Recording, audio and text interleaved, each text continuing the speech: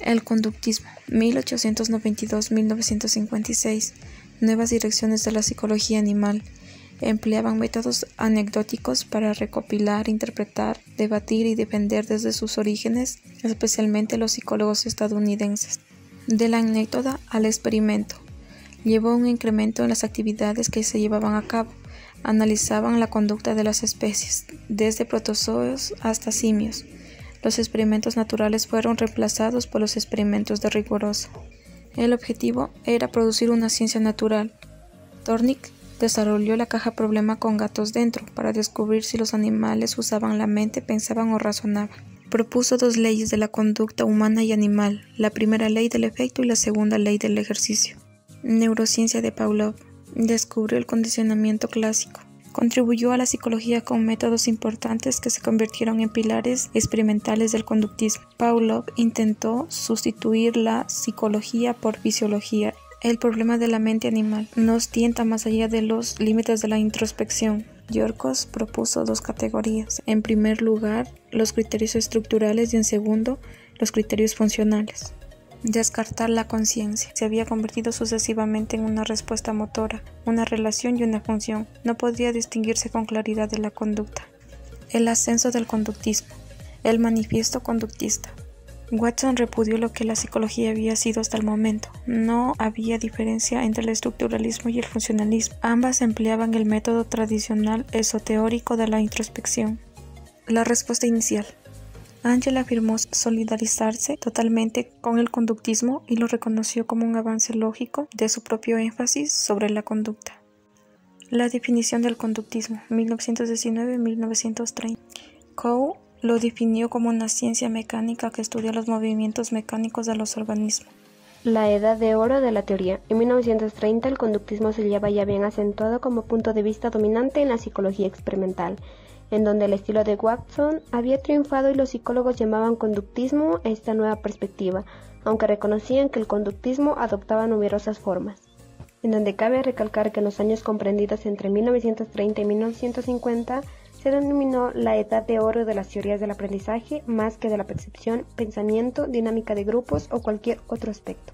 La psicología y la ciencia de la ciencia. El comportamentalismo reflejaba la idea de la ciencia elaborada por el positivismo kantiano y que sus objetivos eran la descripción, predicción y control de la conducta.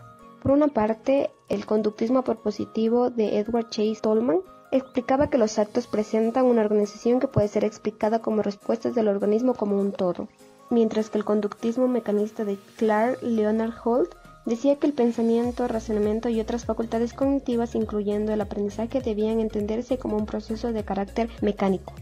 Hull dejó sus huellas en la psicología con su teoría y sus investigaciones acerca del aprendizaje. Tolman frente a Hull.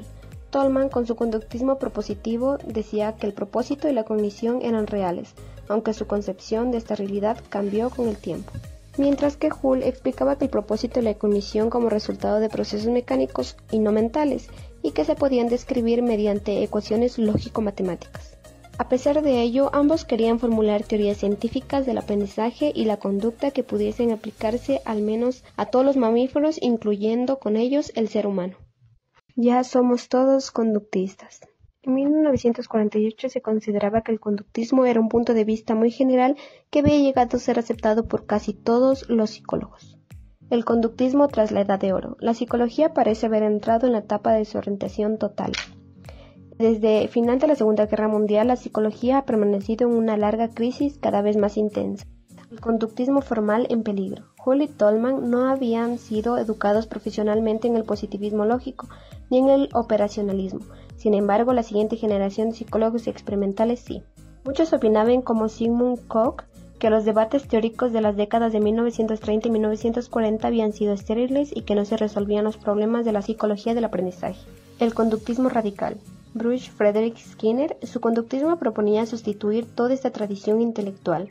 Siguió a Watson, en donde situaba la responsabilidad de la conducta directamente en el entorno, en donde denotó que el conductismo radical como filosofía dio también a conocer las contingencias de reforzamiento y la interpretación de la conducta humana, en donde el entorno es el que controla la conducta, de modo que el bien y el mal, si existen, residen en él y no en la persona.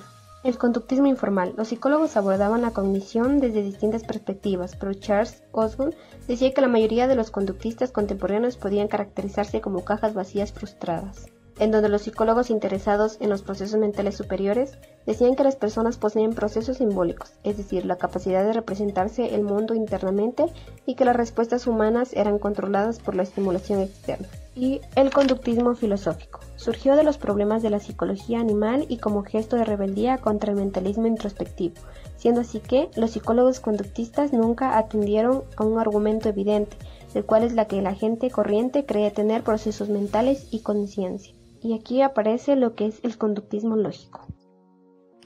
La ciencia cognitiva. Chomsky criticó la obra de Skinner, Conducta Verbal, calificándola de ambigua por su terminología basada en la experimentación animal que no podía extrapolarse al ser humano. Posteriormente, estudios lo respaldaron afirmando que los humanos no son ratas complejas, sino que son capaces de utilizar procesos mentales superiores. Chomsky propuso también que los niños poseen un dispositivo de adquisición del lenguaje biológicamente determinado, que guía la adquisición de su lengua materna entre los 2 y 12 años aproximadamente. Entre las primeras teorías de la psicología cognitiva se encuentra el nuevo estructuralismo. Su mayor representante fue Jean Piaget, quien mencionaba que la inteligencia experimenta una serie de transformaciones cualitativas a medida que los niños avanzan de una etapa a otra. En la psicología social destaca la teoría de Festinger, que afirma que las creencias pueden encajar o contraponerse entre sí. Cuando se contraponen, producen un estado mental desagradable denominado disonancia cognitiva. Por ejemplo, una persona que fuma se sentirá mal cuando lea que el tabaco produce cáncer, pero no podría dejarlo porque le gusta y se produce una contradicción. También existieron nuevas teorías cognitivas sobre la percepción y el pensamiento, una de ellas de la escuela de New Look, que acentúa la importancia de la experiencia del sujeto que percibe. Uno de sus experimentos más conocidos fue el de la percepción subliminal. El auge de la psicología cognitiva se dio tras la Segunda Guerra Mundial, cuando se concedió mayor importancia a las máquinas. Así, Turing se planteó la pregunta: ¿pueden pensar las máquinas?, dando lugar al test de Turing, que consistía en reconocer si se mantenía una conversación por escrito con un humano o una máquina. Después, en los años 50, varios psicólogos intentaron aplicar la informática como modelo de aprendizaje y de procesos cognitivos, realizando la comparación humano-ordenador. De esta forma, a finales de la década de 1970, los campos de la inteligencia artificial y de simulación por ordenador comenzaron a fundirse, dando lugar a la ciencia cognitiva. Para poder adentrarnos a la matriz cognitiva, primero debemos hablar sobre las incertidumbres, las cuales surgieron en la década de 1980. La ciencia cognitiva sufrió una crisis de madurez debido a los problemas claves que aparecieron y desenvolvieron en diferentes debates. Lo que más preocupó e intrigó fue que las predicciones de Albert Simon no se dieran en su totalidad debido a que no hubo un gran avance tecnológico. Una vez dicho lo anterior, podemos adentrarnos en lo que son los debates, donde la fuente principal fue la intencionalidad. Tenemos grandes autores como Lachman, que nos dice que la psicología del procesamiento de la información se halla fundamentalmente comprometida con el concepto de representación, mientras que Ventrano admitió que la intencionalidad es el criterio de la mente.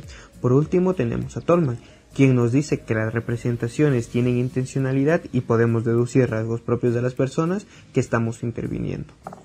Otro aspecto que entró en debate fue la validez de la prueba de Turing, pues recordemos que en un inicio la prueba de Turing era de que un hombre se haga pasar por una mujer y viceversa, pero conforme pasó el tiempo, esta cambió. Ahora es de que un robot se haga pasar por un ser humano y exprese emociones o sentimientos, pero a lo largo del tiempo se realizaron varios experimentos con resultados negativos.